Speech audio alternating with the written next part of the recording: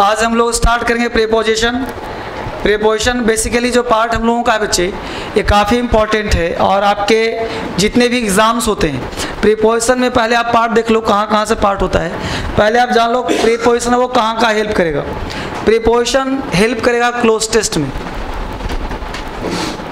Cloze test में preposition से अगर मान लो 20 क्वेश्चंस पूछे गए हैं प्रीपोजिशन क्लोज टेस्ट से, तो प्रीपोजिशन से 3 से 4 क्वेश्चन होगा ही होगा। यानी प्रीपोजिशन इतना इंपॉर्टेंट पार्ट आपका है कि क्लोज टेस्ट में 3-4 क्वेश्चन प्रीपोजिशन से होते हैं। आपके फिल इन द ब्लैंक की बात करते हो, है ना, फिल इन द ब्लैंक में आपको कम से कम तो 3 से 4 क्वेश्चन यहाँ पे होते हैं। मैं बात कर रहा हूँ 20 मार्क्स में से। जैसे फिल इन द ब्लैंक की बात करते हैं हम लोग, तो 20 क्वेश्चंस जो होते हैं 15 क्वेश्चन होते हैं, उसमें 3-4 क्वेश्चन यहीं से पार्ट होता है। दूसरी बात करें कि आप फ्रेज बनाते हो, तो फ्रेजल वर्ब हो, चाहे आइडियोमेटिक फ्रेज हो, चाहे प्रीपोजिशनल फ्रेजेज हो, कोई भी पार्ट हो, चाहे आपके एडवर्बियल फ्रेजेज हो, बिना प्रीपोजिशन के फ्रेज संभव नहीं है। चाहे कुछ भी तुम बोलो, हर फ्रेज में प्रीपोजिशन वर्ड होता ही होता है, चाहे इन एडिशन टू हो, है ना, चाहे कुछ भी वर्ड तुम बोलो, एग्री टू हो, एग्री विथ हो, अवॉइड बाय हो, तो हर एक फ्रेजेस में प्रीपोजिशन का यूज़ लगभग होता ही होता, 99% ये बात है। ठीक है, क्योंकि फ्रेज है तो प्रीपोजिशनल ही होते हैं, चाहे एडवर्बियल हो, नाम भले उसका कुछ भी रख दिया जाए, तो ये बात होता है। तो प्रीपोजिशन काफ़ी इंपॉर्टेंट पार्ट है आपके लिए, ये हर फील्ड में इंपॉर्टेंट है, बट प्रीपोजिशन समझ में नहीं आता बच्चों को। अब बच्चों को समझ में नहीं आता तो मुद्दा क्या है, तो हम लोगों ने बचपन से जैसे पढ़ा, इन ऑन इन जो भी पढ़े हम लोगों ने, वो उस समय का डिमांड था। आज जो है एग्ज़ाम का डिमांड है। आप लोगों को भी 2 दिन बाद कराऊंगा प्रैक्टिस, तो जो मैं पढ़ाया हूँ उसके साथ साथ जो एयर कराऊंगा, कुछ नए नए एस्पेक्ट मिलेगा आपको, जिसमें आपको समझ में आएगा अच्छा ऐसे पढ़ना चाहिए था, अच्छा ऐसे होना चाहिए था। तो इस तरह से कभी जो है आपको क्वेश्चंस मिलेगा, समझ में आएगा। जैसे प्रीपोजिशन आपने बहुत पढ़ा हुआ है, अभी मैं 2 क्वेश्चंस दे रहा हूँ, आप देखो आपसे कैसे गलती हो जाएगा। अगर आपने क्लास नहीं लिया प्रॉपर्ली, कुछ भी आपने कहीं पढ़ा, तो आपसे देखो कैसे। ऐसे एग्जाम्पल है, हमने एग्जाम्पल दिया आपके सामने कि Sunita should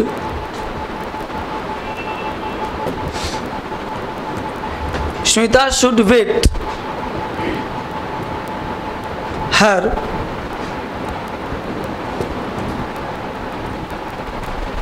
ill husband। Option A in, बोलेगा कोई नहीं, जिसको आता है जो सिखा दिया हूँ, ठीक ही है। ऑप्शन सी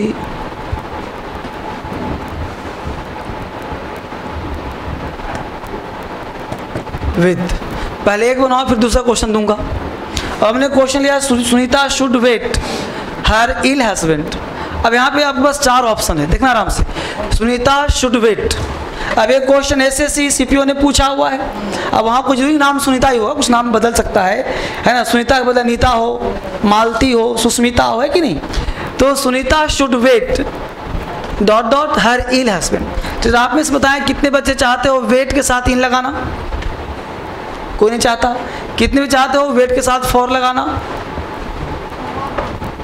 कितने चाहते हो वेट के साथ ऑन लगाना? कितने चाहते हो वेट के साथ विथ लगाना?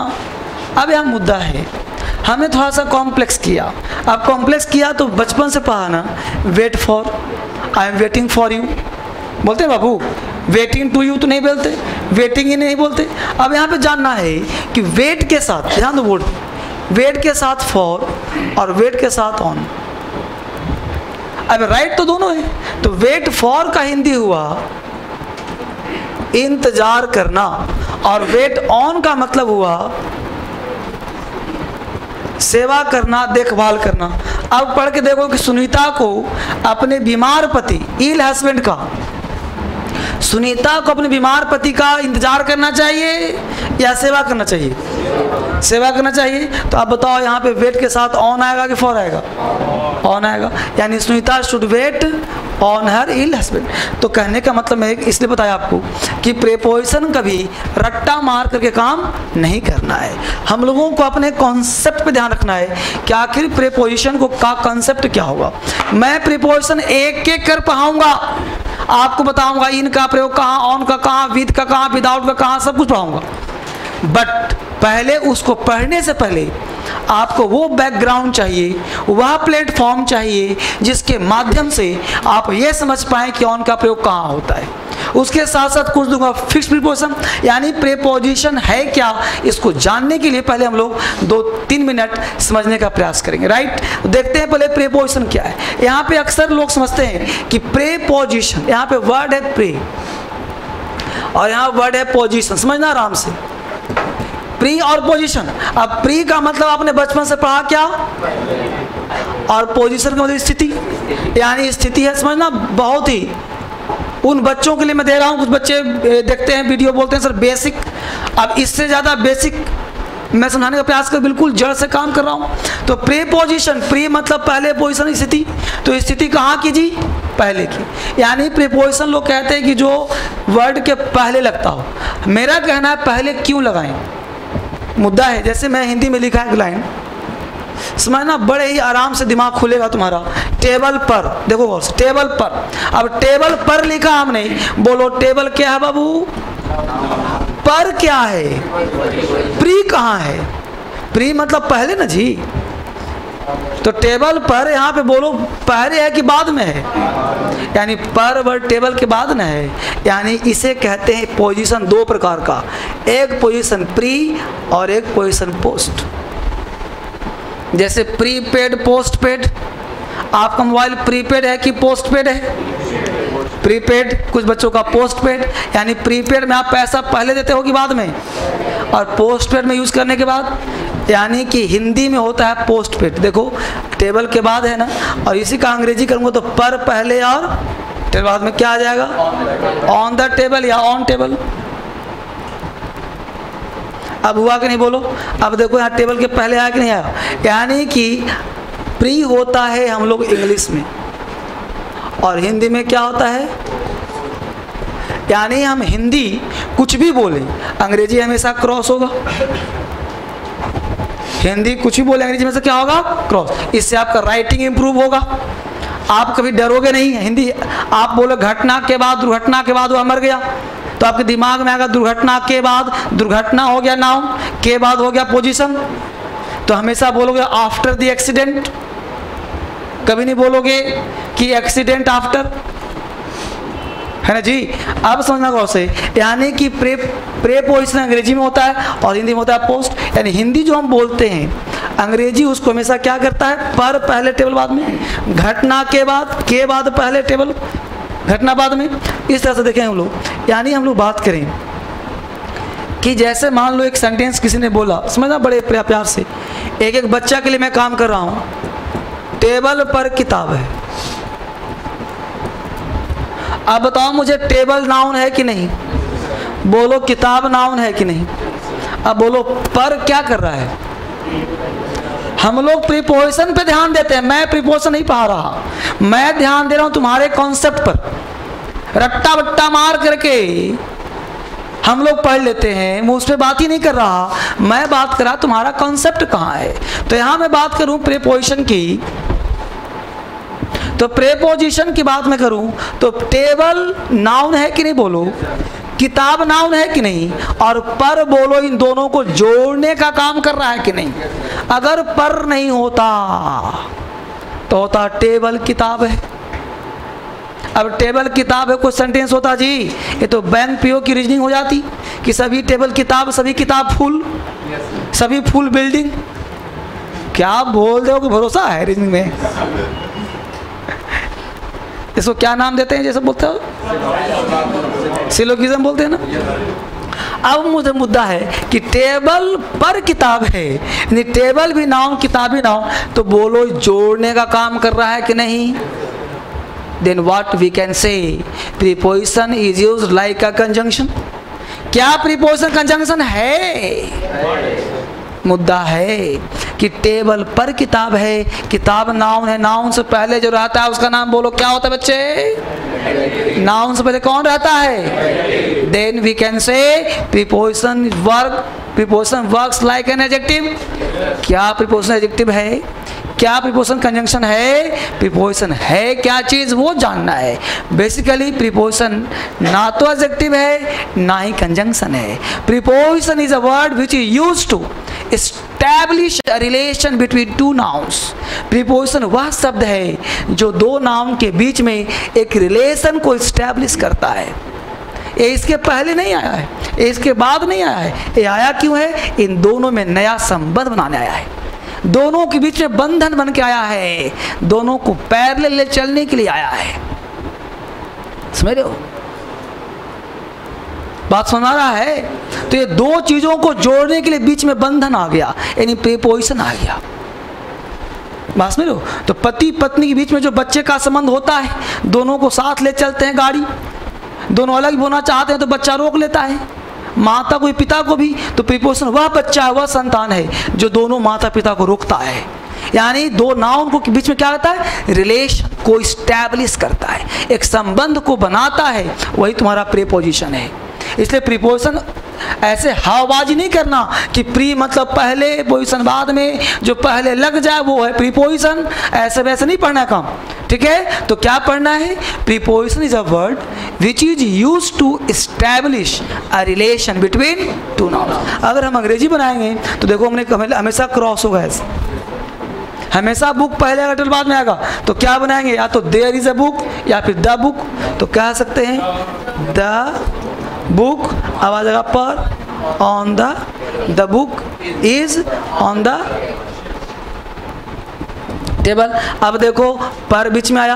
अगर अंग्रेजी में बात हमने करा तो यहाँ पे दोनों बुक को और टेबल को जोड़ रहा है। तो हिंदी में देखो किताब बाद में था, अंग्रेजी में देखो किताब पहले आया है, तो the book is on table. तो हमेशा ऐसे बनाए, क्रॉस में बताया था आपको।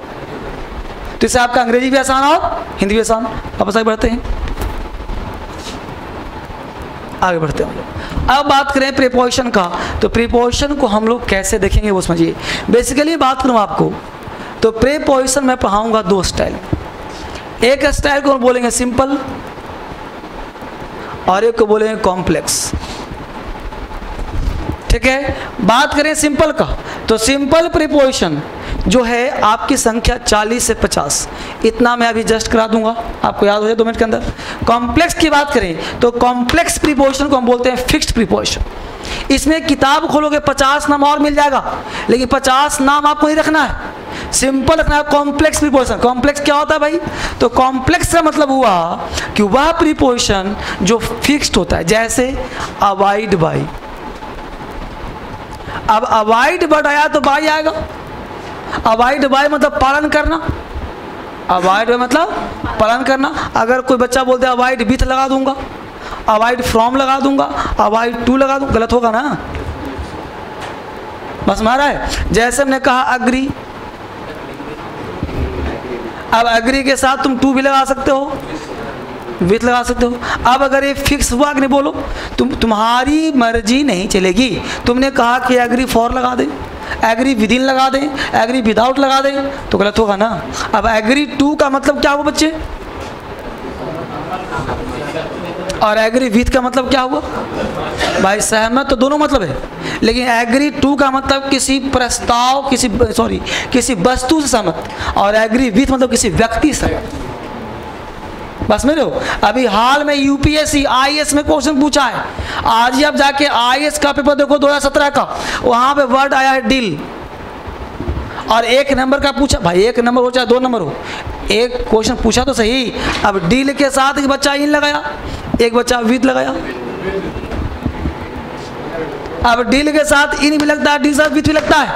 अब अगर आपको ये पता ही नहीं है, लाख प्रीपोजिशन पढ़ रहे हो कि इन का मतलब में अंदर भीतर, विथ मतलब के साथ, तो आप करते रह जाओ के साथ में अंदर भीतर, कोई फायदा नहीं है। यहाँ डील के साथ क्या लगना है ये पढ़ना है आपको।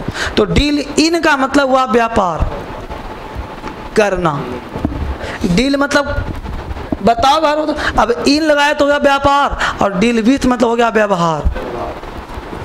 अब मान लो sentence I am dealing in you, क्या I am dealing with you, with you. I am dealing, he is dealing in computer hardware या he dealing with computer hardware, dealing in ना, इसलिए हर जगह deals in computer, deals in this that. तो deal in का मतलब है व्यापार करना। अब बताओ कि ये पढ़ना जरूरी है ना, तो प्रीपोजिशन ऐसे नहीं पढ़ेंगे हम लोग, बस में आ रहा है। तो मैं अभी डिस्कस कर रहा हूँ तुम्हारे साथ प्रीपोजिशन का पार्ट 1 पार्ट, तो एक सीरीज के साथ मैं आपको दूंगा ये पार्ट 1, पार्ट 2, पार्ट 3, पार्ट 4, इस तरह से काम करूंगा, ठीक है। अभी ठहर के आगे देखते हैं हम लोग यहाँ पे। तो यहाँ पे बात करा कॉम्प्लेक्स की, बात करा इस तरह से। अब हम लोग जानने का प्रयास करते हैं कि प्रीपोजिशन पार्ट 1 में सबसे पहले बेसिक 2 एरर लिखो, फिर एक एक कर पढ़ाऊंगा। तो लिखो common errors in the use of preposition, common errors in the use of preposition, common errors in the use of preposition, common errors in the use of preposition, common errors in the use of preposition। एक question लिखो, she has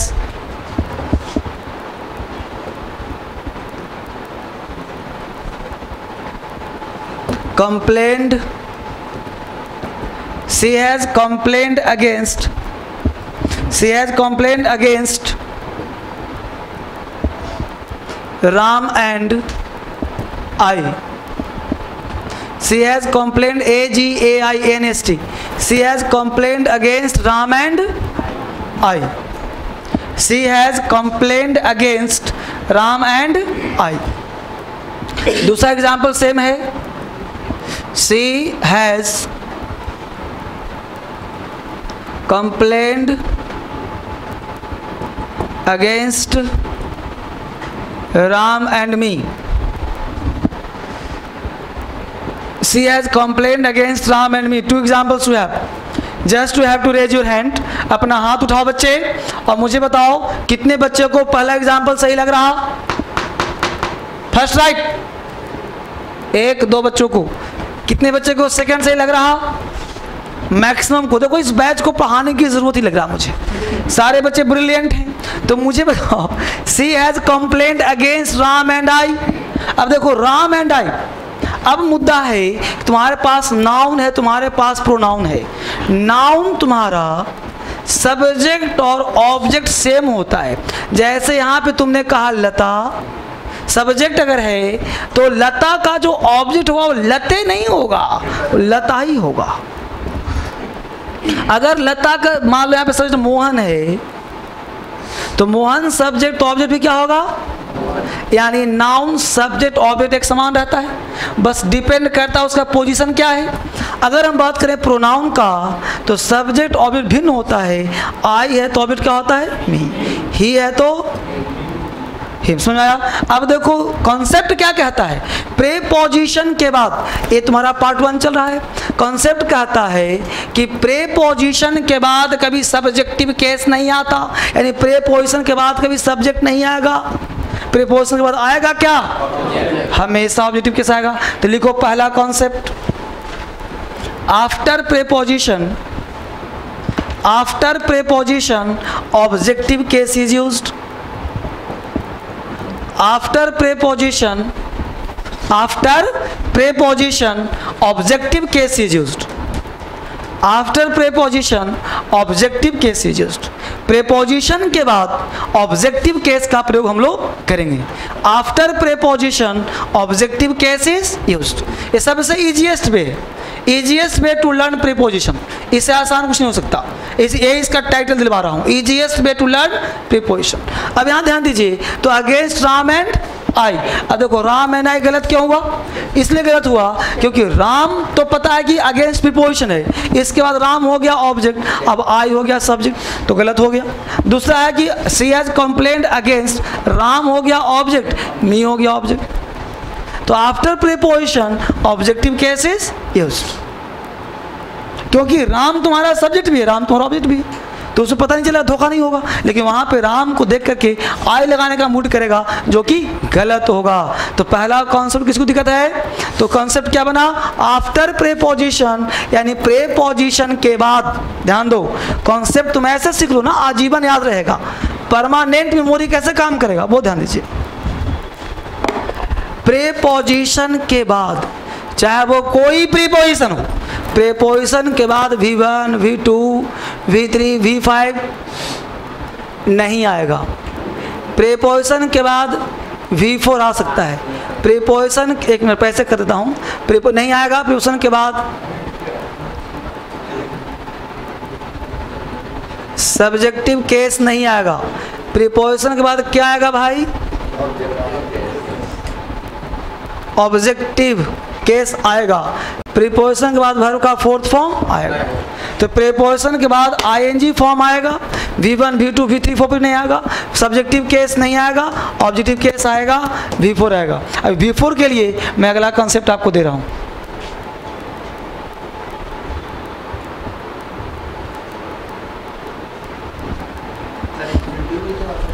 कुछ नहीं आ सकता, कुछ भी नहीं।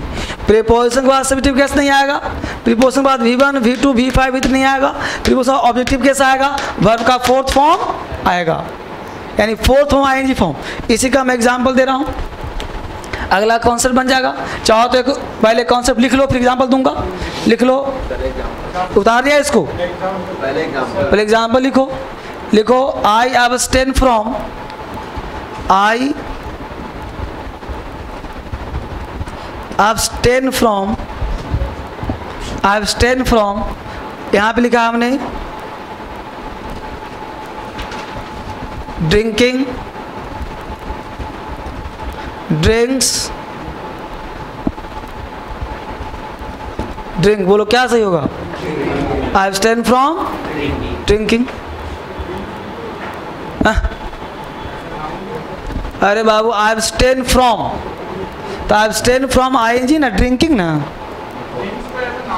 अरे नहीं होता बाबू, ड्रिंक मतलब पीना होता है, ठीक है। abstain from स्मोक के स्मोकिंग, abstain from स्मोकिंग, तो आईएनजी फॉर्म आएगा ना यहाँ पे। तो फ्रॉम क्या है तुम्हारा? प्रीपोजिशन, या कोई भी प्रीपोजिशन ले लो। On reaching home, his aims at, बोलो सॉल्व द प्रॉब्लम की solving the problem, solving the problem. तो aims at solving the problem. तो यहाँ तक समझ में आ गए बच्चे? ये था आपका एक बेसिक कॉन्सेप्ट। यहाँ के बाद हम लोग एक एक करके आगे पढ़ाऊंगा, जो कि आपके प्रीपोजिशन पार्ट 2 में होगा, ठीक है। तो यहाँ से part 1 finish. Thank you, it's all for today.